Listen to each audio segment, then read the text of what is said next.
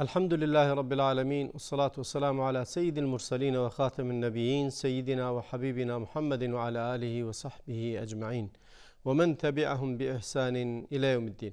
با سلام و درود خدمت شما بینندگان عزیز، هر جا که هستید براتون اوقات خوبی را آرزو میکنم. امیدوارم لحظاتون پر از خیر و برکت و سعادت باشد و خطاهای رایجی که وجود دارد رو از اونها بپرهیزید و دوری کنید و عبادت و نمازتون اونگونه باشه که رسول الله علیه السلام فرمودن صلوا کما رأیتمونی اصلی، نماز بخونید آنگونه که من رو دیدید نماز میخونم.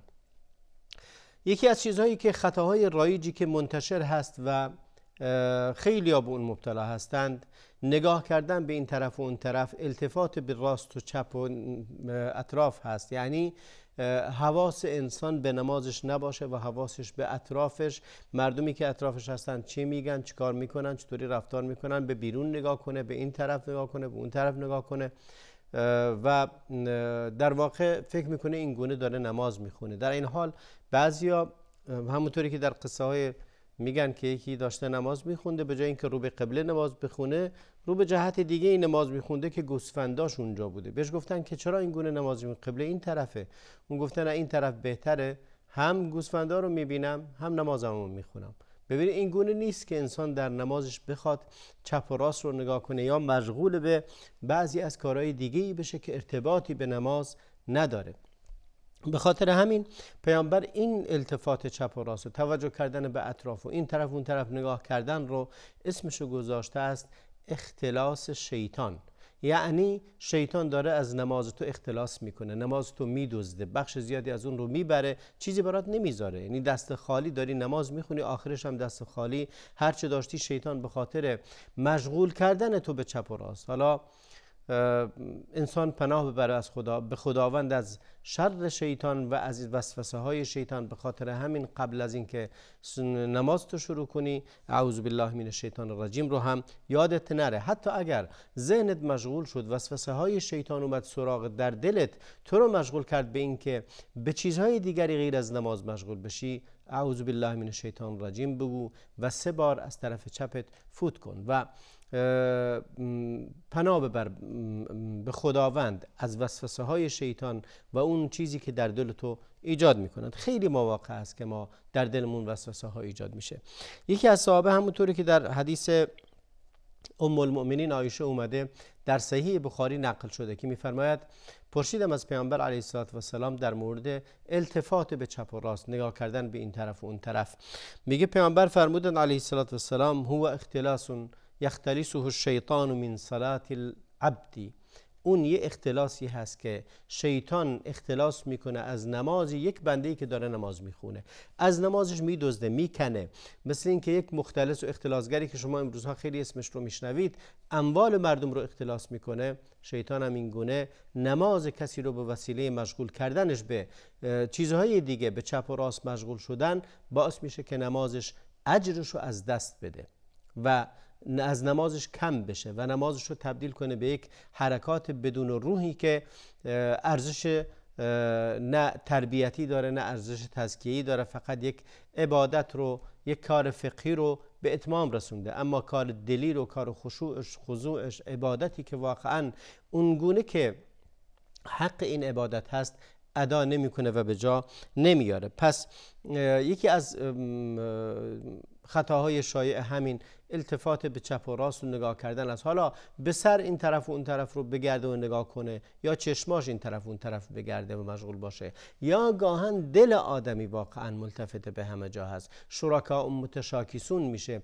پیامبری مثال، خداوندی مثالی رو فرمود در قرآن کریم که ضرب الله مثلا رجلا فيه شركاء متشاکسون و رجلا سلما لرجل هل یستویان. میگه خداوند یه مثالی زده، مثالی مردی رو زده که این مرد چندین شخص درش شریکن و این شریکا با هم دیگه جنگ دارن و یکی دیگه نه، بنده و برده یک نفره. ببینید شما یه برده رو تصور کنید که این برده 10 تا ارباب داره و این 10 تا ارباب هم با هم در حال نزاعن. این یکی یه دستور میده، اون یکی یه دستور میده، هر کدومشون به یه طرف میکشن این برده رو و میخوان کار ازش بکشن. این یکی میگه چای بیار، اون یکی میگه آب بیار، اون یکی میگه جارو کن، اون یکی میگه غذا بپز، اون یکی میگه نگهبانی بده، یکی دیگه میگه. همه این ارباب ها از اون یه چیزی میخوان. حالا شما به جای این برده خودتو بذار و به جای اون ارباب ها خواسته های متعددو بذار. کینه آدمی که دلتو مشغول کرده، حب دنیا، شهوت، ثروت، شهرت، خلاصه منازعات دیگه، همه اینها هر کدومشون به سوی ذهنتون رو میکشه. داری نماز میخونی ولی وقتی که داری نماز میخونی این ارباب های متشاکسی که تو داری و این ارباب های مختلفی که از شهرت و از شهوت و از ثروت و از حب جاه و مقام و دشمنی و کینه و عداوتی که با دیگران داری، همه اینها در وقت نمازت میان سراغت و هر کدومشون ذهن تو رو به یک طرف میکشه.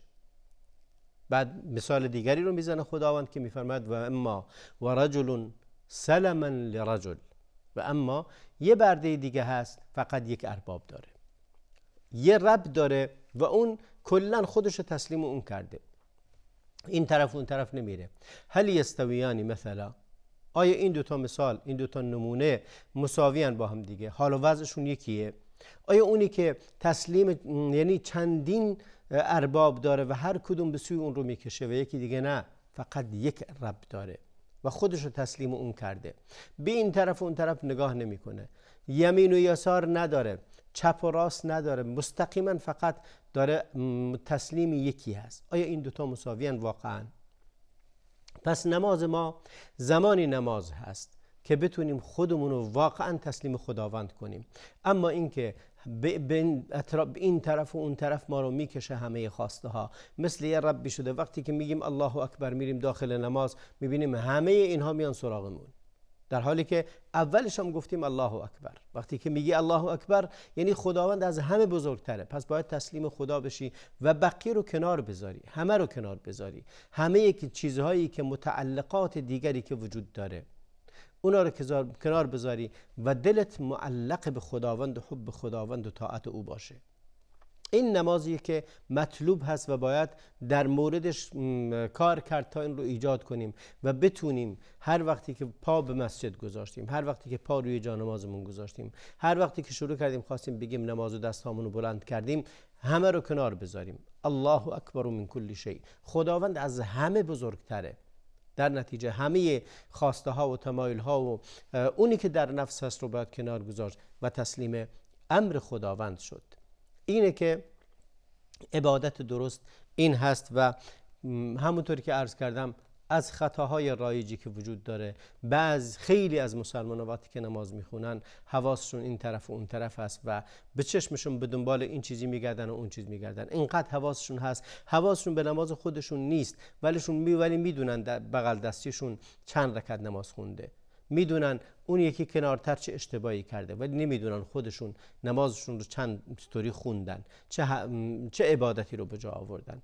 اگر انسان به این مرحله برسه که وقتی که تکبیرت الاحرام رو گفت، وارد نماز که شد، حواسش 6 دانگ به نمازش باشه، اون وقت میگیم که بهترین نماز رو خونده و این عبادت قطعا عبادت مؤثری خواهد بود. همه ما نقصانهایی در نمازمون داریم، نباید ناامید بشیم، باید مرحله به مرحله و قدم به قدم بریم جلو و این تعلقات رو قطع کنیم. مثل 1000 پایی هست که باید هر بار یک پاشو قطع کنی، بزنی این پاها رو قطع کنی تا اینکه نجات پیدا کنی از دستش و فقط تسلیم امر خدا باشید.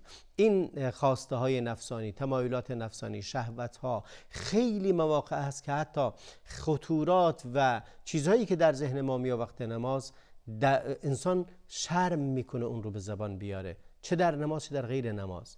حتی در غیر نماز هم شرم میکنه اونو به زبان بگی، ولی شیطان میاد وسوسه میکنه و در نماز اون رو به ذهن تو میندازه و ذهن تو به اون مشغول میکنه و داری اون دربارش فکر میکنی یا دربارش خیال میکنی و این یک بلای عظیمه.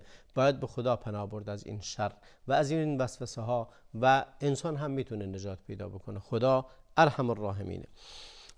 موضوع دیگری که از خطاهای رایج دیگر هست مسئله سربلند کردن به آسمان و به آسمان نگاه کردن، به سقف نگاه کردن. این یک خطاییه که بعضی فکر میکنن وقتی که نماز میخونن باید سرشون بالا باشه و با آسمان نگاه کنن، یا وقتی که دارن تکبیرة الاحرام رو میگن به سقف نگاه کنن. هر دوی اینها غلط و نادرست است و پیامبر اکرم علیه السلام به شدت از این نهی کرده. در حدیثی که میفرماید پیامبر اکرم علیه السلام، حدیث رو جابر بن سموره نقل میکنه، میگه پیامبر فرمود لینتهین اقوام یرفعون ابصارهم الى السماء فی الصلاة او لیرجع الیهم ای یصابون بالعمی. در صحیح مسلم رو میگه که مردمانی که دارن، بعضی از مردمانی که دارن نماز میخونن و به آسمون نگاه میکنن، به سقف نگاه میکنن، به آسمون نگاه میکنن، یا این کارشون رو ول میکنن و دست برمیدارن از این کار، یا اینکه چشمشون نابینا خواهد شد. حالا نابینایی یا واقعا رفتن بصر باشه یا رفتن بصیرت باشه و به هر حال یه تهدیدیه و پیامبر اکرم علیه السلام از این نهی کرده و ما رو از این باز داشته.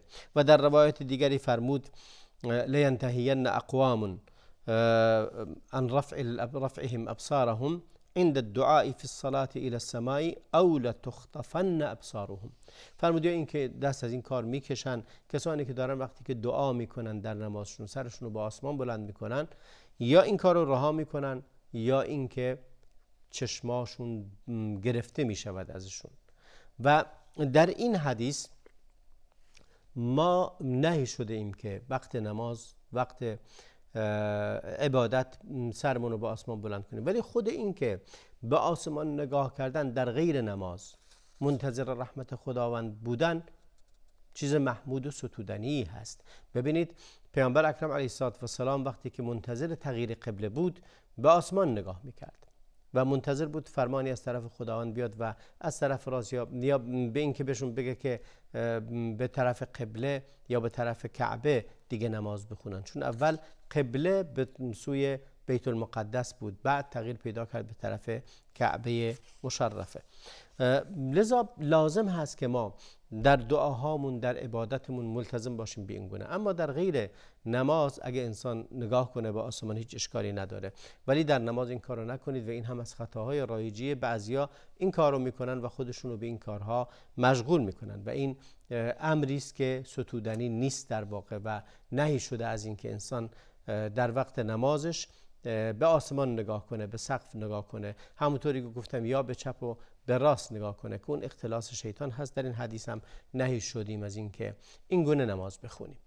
شاید اقوام دیگری در عبادتشون این گونه باشن، شاید اقوام دیگری بخوان در عبادتشون به شیوه دیگری به آسمان نگاه کنن، ولی در اسلام این گونه عبادت کردن و نماز خوندن در حالی که سرت رو به سوی آسمان نگاه کردی، این نهی شده ازش. ما وقتی که نماز میخونیم باید به جهت قبله نگاه کنیم، به محل سجدمون نگاه کنیم یا به سمت قبله نگاه کنیم، بدون اینکه به چپ و راست یا ذهنمون رو مشغول کرده باشیم به چیزهایی که وجود داره و اطرافمون میگذره. موضوع دیگری که وجود داره بحث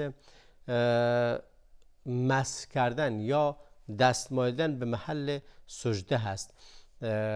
یعنی جایی که سجده میکنی اونجا رو مثلا بعضی من دستی میمالن اونجا رو تمیز میکنن یا فکر میکنن باید دست بمالید اون مکانی که هست. حالا فرقی نمیکنه چه در بیرون نماز بخونی چه در داخل مسجد نماز بخونی یا تو خونه نماز بخونی، لزومی نداره محل سجدت رو دست بکشی یا بخوای تمیز کنی به قول خودت، مگه اینکه در اونجا خار و خاشاکی باشه برداری یا سنگریزه و چیزی باشه اذیتت کنه برداری، محل سجدت رو تمیز کنی از برداشتن خار و خاشاک و چیزی که اذیت میرسونه.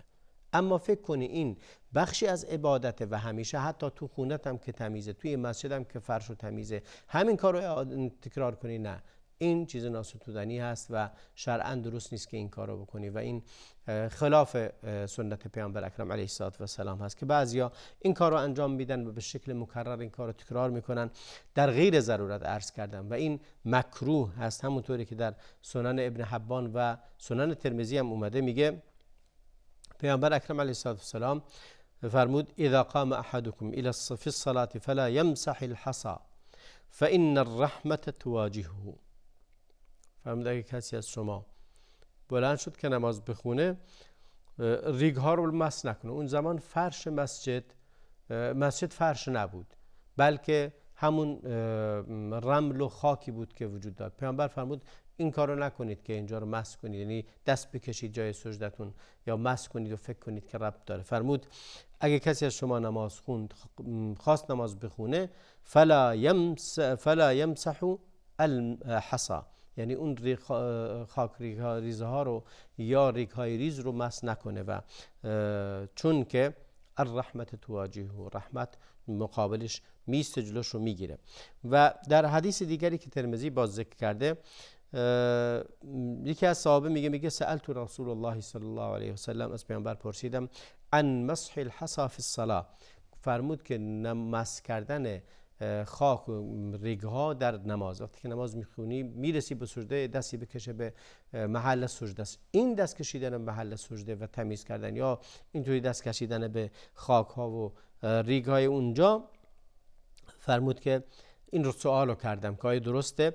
پیامبر علیه السلام فرمود ان كنت لابد فاعلا فمره واحده، اگه ضروری بود که این کارو بکنی، یک بار این کارو بکن برای اینکه محل سجدت رو تمیز کنی. اگه خار و خاشاکی یا سنگی هست که اذیت میشه از اینکه روش سجده کنی، ریز سنگ هایی که پیشونی تو اذیت میکنه، دست بکشی صاف بشه، اشکال نداره. یک بار فرمود فإن كان لابد، میگه اگه ضروری بود این کارو بکنی، یک بار دست میکشی و بعد از اون دیگه تکرار نمی کنی.